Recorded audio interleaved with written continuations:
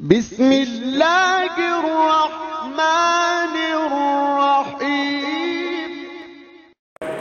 الحمدللہ نحمده ونستعینه ونستغفره ونؤمن به ونتوکل علیہ ونعوذ باللہ من شرور انفسنا ومن سیئات اعمالنا من يهده الله فلا مضل له من يضلل فلا هادي له ونشهد أن لا إله إلا الله وحده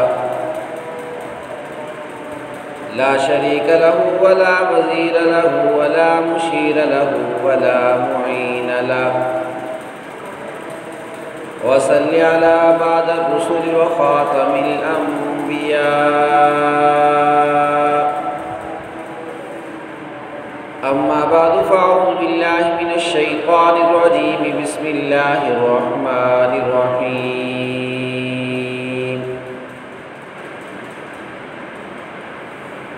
ومن الناس من يشتري لهو الحديث ليضل عن سبيل الله بغير علم ويتخذها هزوا صدق الله العظيم وصدق رسوله النبي الكريم ونحن على ذلك لمن الشاهدين والشاكرين والحمد لله رب العالمين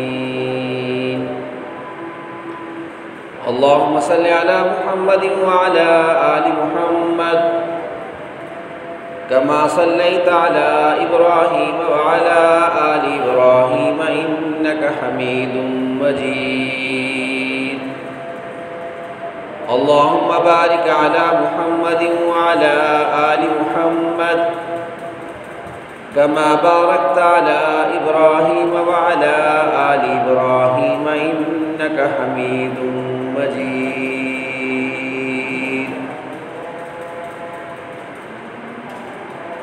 انتہائی واجب الاحترام بزرگوں، دوستوں اور بھائیوں، قرآن کریم کی آیت مبارکہ کا ایک حصہ جو میں نے پڑھا ہے، اس آیت مبارکہ کے بارے میں علماء نے یہ بات لکھی ہے کہ حضور نبی کریم صلی اللہ علیہ وسلم کے زمانہ میں مشرکین مکہ میں سے ایک آدمی تھا جس کا نام تھا نضر بن حارث۔ جب حضور نبی کریم صلی اللہ علیہ وسلم پہ قرآن کریم نازل ہو رہا تھا تو نبی علیہ السلام قرآن کریم کی تلاوت لوگوں کو سناتے، تو نضر بن حارث نے لوگوں کو قرآن کریم کے سننے سے منع کرنے کے لیے ایک باندی خریدی جو گانا گاتی تھی، تو وہ لوگوں سے کہتا تھا کہ تم حضور نبی کریم صلی اللہ علیہ وسلم کا قرآن نہ سنو بلکہ اس باندی سے گانا اور قصے اور کہانیاں سنو۔ تو علماء نے اس آیت مبارکہ کے شان نزول میں یہ بات لکھی ہے کہ نضر بن حارث نے لوگوں کو قرآن کریم کے سننے سے منع کرنے کے لیے ایک ایسی باندی کا انتخاب کیا جو لوگوں کو گانا بھی سناتی اور کیسر و کسرا کے قصے بھی سناتی۔ تو اللہ رب العالمین نے قرآن کریم میں اس کا تذکرہ کیا، فرمایا لوگوں میں سے بعض وہ لوگ ہیں جو لہو و لعب کی باتوں کو خریدتے ہیں لیضل عن سبیل اللہ، تاکہ لوگوں کو اللہ کے راستے سے گمراہ کر دیں۔ حضور نبی کریم صلی اللہ علیہ وسلم نے اپنی امت کو گانا سننے سے، موسیقی سے بڑی سختی کے ساتھ منع کیا ہے۔ یہی آیت مبارکہ جس سے یہ بات سمجھ میں آتی ہے کہ نضر بن حارث نے اس زمانے میں لوگوں کو قرآن سے دور کرنے کے لیے گانے کا انتخاب کیا، اس لیے کہ وہ یہ سمجھتا تھا کہ اللہ رب العالمین نے قرآن میں ایسی تاثیر رکھی ہے کہ جو قرآن کا حکم سنتا ہے، جو قرآن کریم کی تلاوت کو سنتا ہے، ایسا ہو نہیں سکتا کہ قرآن کریم اس کے دل پہ اثر نہ کرے۔ بہت سے ایسے واقعات موجود ہیں کہ بڑے بڑے اسلام کے مخالف حضور نبی کریم صلی اللہ علیہ وسلم کے ساتھ شدید قسم کی نفرت رکھنے والے لوگ جب اللہ کے نبی سے قرآن سنتے تھے تو ایمان کی روشنی ان کے دلوں میں پیدا ہو جاتی تھی۔ تو حضور نبی کریم صلی اللہ علیہ وسلم نے اپنی امت کو موسیقی اور گانے سے بڑی سختی کے ساتھ منع کیا۔ حدیث میں آتا ہے، سید عائشہ صدیقہ رضی اللہ تعالیٰ عنہ سے روایت ہے، وہ فرماتی ہیں کہ حضور نبی کریم صلی اللہ علیہ وسلم نے فرمایا کہ دو آوازیں ملعون آوازیں ہیں کہ جن آوازوں پہ اللہ نے لعنت کی ہے۔ انہوں نے فرمایا کہ ایک گانے کی آواز اور دوسری نوحہ کرنے کی آواز۔ اب گانے کی آواز کو اللہ کے نبی دنیا اور آخرت کے اندر ملعون قرار دے رہے ہیں کہ اللہ رب العالمین کی لعنت ہے گانے کی آواز کے اوپر۔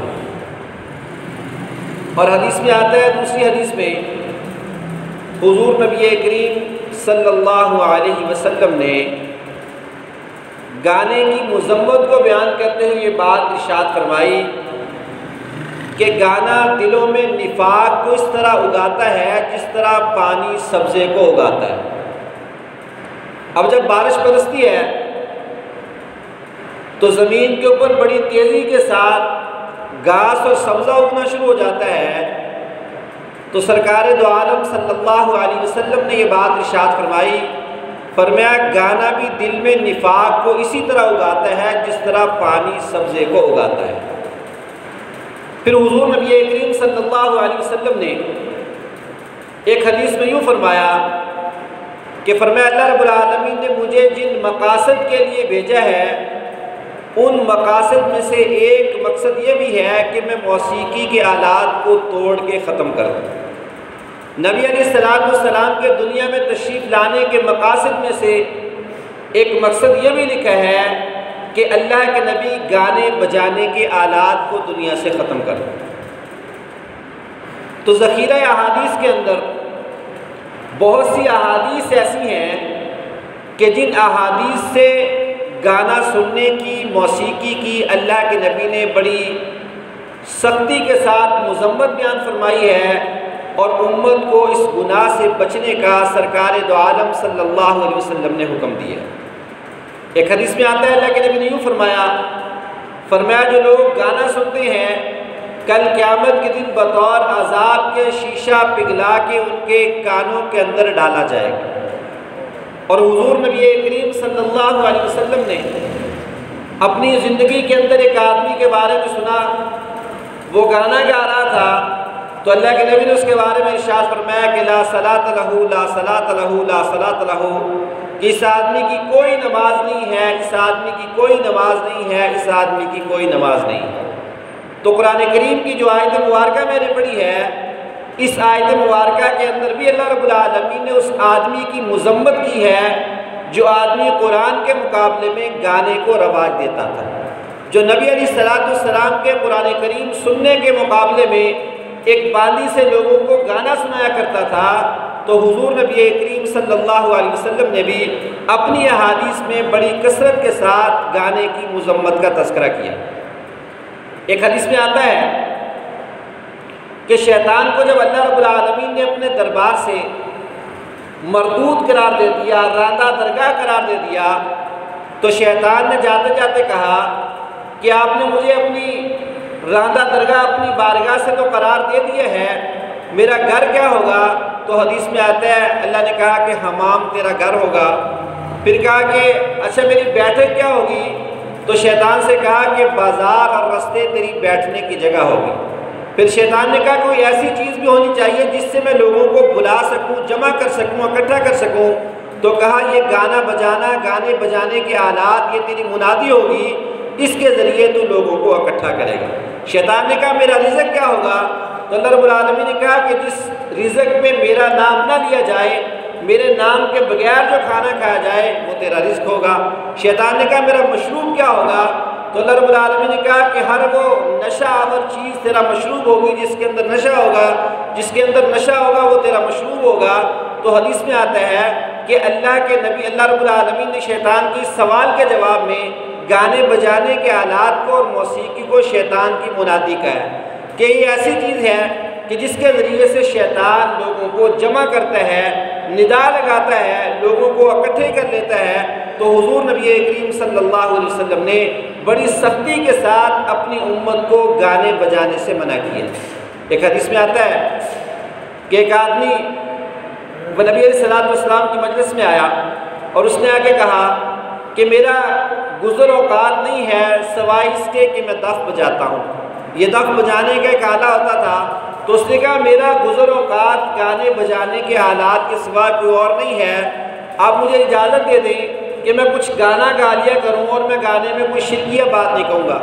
تو نبی علیہ السلام نے حدیث میں آتا ہے کہ بڑی سختی کے ساتھ منع کیا، کہا میں تجھے گانا بجانے کی اجازت نہیں دے سکتا، اگر تو نے گانا بجایا، گانا گایا تو میں تجھے دردناک قسم کا عذاب دوں۔ تو میں یہ کر رہا تھا کہ شریعت مطہرہ نے انسانوں کو، مسلمانوں کو بڑی سختی کے ساتھ گانا بجانے سے، گانے بجانے کے آلات سے منع کیا۔ اس لیے منع کیا ہے کہ گانا دل کے اندر نفاق کو پیدا کرتا ہے۔ ہمارے ہاں منافق کی ہم کہتے ہیں، منافق کی تعریف ہمارے ذہنوں میں یہ ہے کہ جو اوپر سے کلمہ پڑھے اندر سے اسلام نہ لاتا ہو تو ہم کہتے ہیں یہ منافق ہے۔ حضور یہ اعتقادی منافق ہے، لیکن اللہ کے نبی نے عملی نفاق کی بھی کچھ نشانیاں بیان کی ہیں۔ فرمایا منافق کی 3 نشانیاں ہیں۔ اذا حدث کذبا، جب وہ بات کرتا ہے تو غلط بیانی سے کام لیتا ہے۔ واذا وعد اخلف، جب کسی سے وعدہ کرتا ہے تو وعدہ خلافی کرتا ہے۔ واذا اؤتمن خان، جب کسی کو اس کے پاس امانت رکھتا ہے تو امانت کے اندر خیانت کرتا ہے۔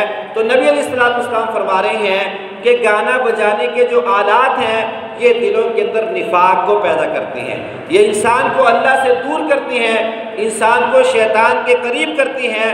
تو اس لیے حضور نبی کریم صلی اللہ علیہ وسلم نے بڑی سختی کے ساتھ موسیقی کے آلات سے، گانے سے اپنی امت کو منع کیا۔ آج آپ دیکھیے کہ گانا بجانا اتنا عام ہو گیا کہ شاید ہی کوئی گھر ایسا ہو جو گانے بجانے، گانے سننے سے خالی۔ اللہ کے نبی نے ایک حدیث میں یوں فرمایا کہ ایک زمانہ ایسا بھی آئے گا کہ میری امت کے کچھ لوگ وہ شراب کو نام بدل کے استعمال کریں گے۔ فرمایا میری امت کے کچھ لوگ وہ موسیقی کو جائز سمجھیں گے اور کثرت کے ساتھ وہ گانا سنیں گے، اور پھر فرمایا کہ اللہ رب العالمین اگر چاہیں تو ان کی صورتوں کو، ان کی شکلوں کو تبدیل کر دیں۔ اور ایک حدیث میں یوں فرمایا قرب قیامت کی علامات میں سے اللہ کے نبی نے جو نشانیاں بتائی ہیں ان نشانیوں کا تذکرہ کرتے ہوئے نبی علیہ السلام نے ایک نشانی یہ بھی بتائی۔ فرمایا قرب قیامت، جب قیامت کا زمانہ قریب آئے گا تو لوگوں میں گانا بجانا عام ہوگا، لوگوں کے اندر گانے بجانے کا رواج ہوگا۔ آج آپ دیکھیے کہ کتنی تیزی کے ساتھ اس بیماری نے ہمارے اندر جڑیں پکڑی ہیں۔ کوئی گھر ایسا نہیں ہے، کوئی شاید ہی کوئی ایسا خوش نصیب گھر ہو کہ جس گھر میں گانے بجانے کے آلات نہ ہوں۔ پہلے زمانے میں لوگ گانا سننے کے لیے شروع میں ریڈیو آیا، پھر ٹیلی ویژن آیا، پھر ڈش، کیبل، یہ ساری چیزیں آتی رہی۔ آج تو آپ کے ہاتھ میں جو موبائل ہے، شاید ہی کسی کے موبائل کو اگر دیکھا جائے تو وہ گانے بجانے سے خالی ہو۔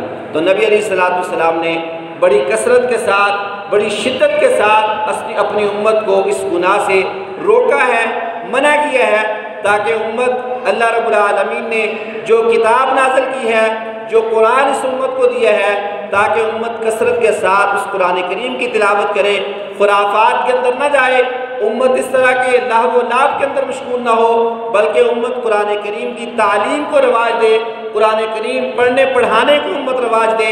اس لیے نبی علیہ السلام نے کثرت کے ساتھ اس سے منع کیا ہے۔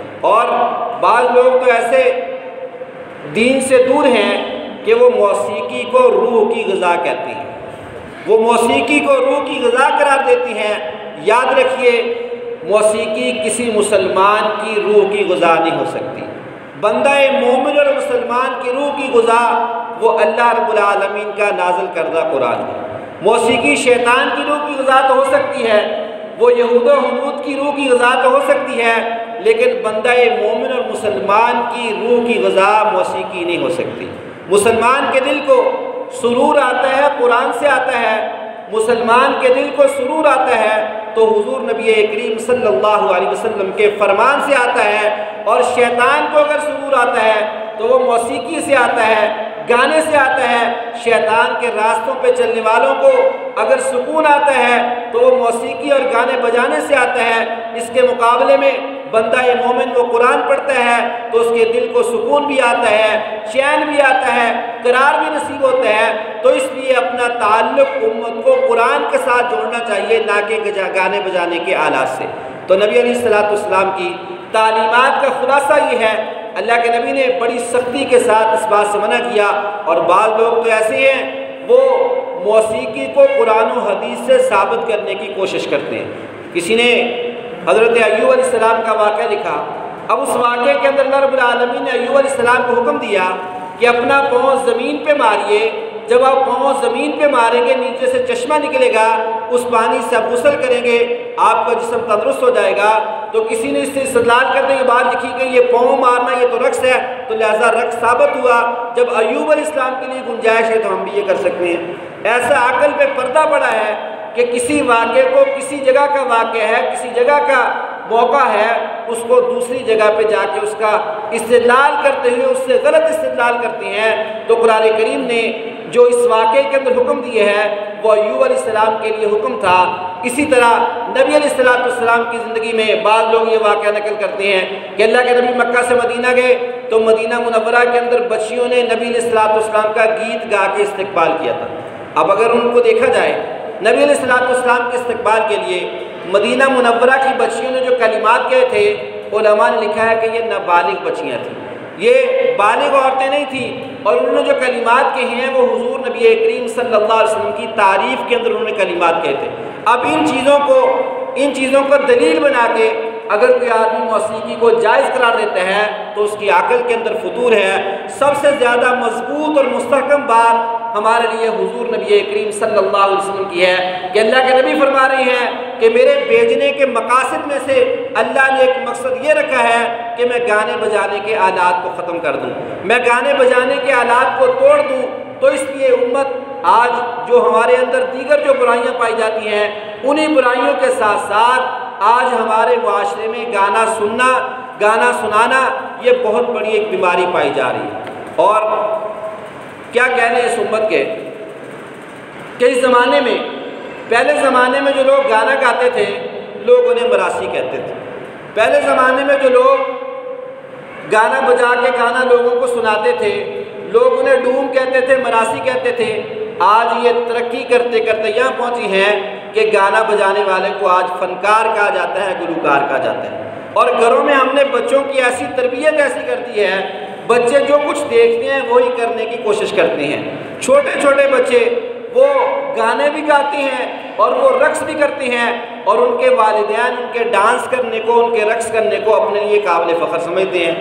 ایک جگہ پہ کسی دوست نے بتایا کہ کسی گھر میں ہم گئے تو صاحب خانہ نے اپنے بچوں کا تعارف کراتے ہوئے سب سے چھوٹے بچے کے بارے میں کہا کہ یہ میرا سب سے چھوٹا بیٹا ہے اور یہ ڈانس بڑا اچھا کرتا ہے۔ ایک زمانہ یہ تھا کہ مسلمانوں کے اندر، معاشرے کے اندر سب سے زیادہ عزت، سب سے زیادہ مقام اور مرتبہ اس آدمی کا ہوتا تھا جو قرآن کریم سب سے زیادہ پڑھنے والا ہوتا تھا، جسے سب سے زیادہ قرآن یاد ہوتا تھا، سب سے زیادہ مقام اور مرتبہ اس کا ہوتا تھا۔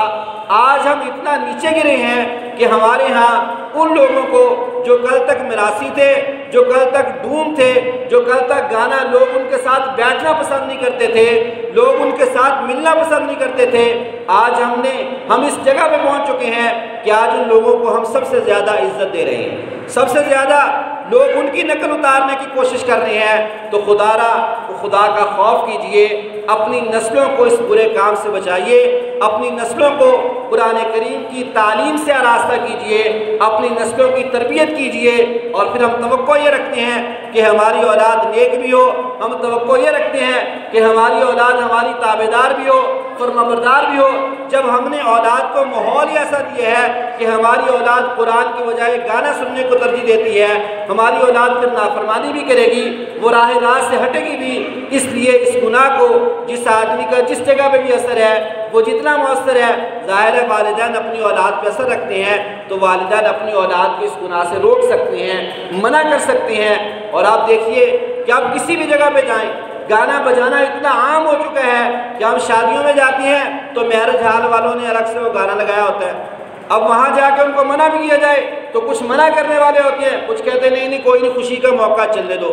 ہماری خوشیاں غمیاں بھی ایسی ہو چکی ہیں کہ جن خوشیوں غمیوں میں ہم خوشی کے موقع پہ ہر ایک کی رضامندی کا خیال کرتی ہیں کہ فلاں بھی راضی ہو جائے، فلاں بھی راضی ہو جائے، فلاں بھی راضی ہو جائے، نہیں کرتے تو اللہ اور رسول کا خیال نہیں کرتے، نہیں کرتے تو اللہ رب العالمین کے جو احکامات ہیں ان کا خیال نہیں کرتے۔